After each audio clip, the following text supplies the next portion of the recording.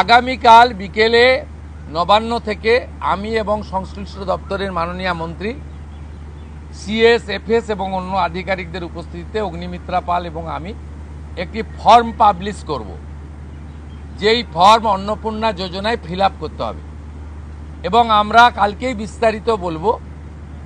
কারণ এনরোলমেন্ট যখন যত তাড়াতাড়ি করবেন তত বেনিফিট আমরা দিতে পারবো। আমাদের অন্নপূর্ণা যোজনার প্রক্রিয়াটা শুরু হয়ে যাবে কাল থেকে। যেমন যেমন ফর্ম ফিল আপ হবে তেমন তেমন ৩,০০০ টাকা ট্রান্সফারও শুরু হয়ে যাবে। আর যতক্ষণ না ৩,০০০ টাকা ট্রান্সফার হচ্ছে, স্বাস্থ্যসাথী যেমন কন্টিনিউ রাখা হয়েছে আয়ুষ্মান ভারত কনভার্ট না হওয়া পর্যন্ত, এখানে আপনার লক্ষ্মী ভাণ্ডারকেও কন্টিনিউ করা হবে। বিস্তারিত কালকে আপনারা জানতে পারবেন, ফর্মের কপিও আপনারা কালকে পাবেন।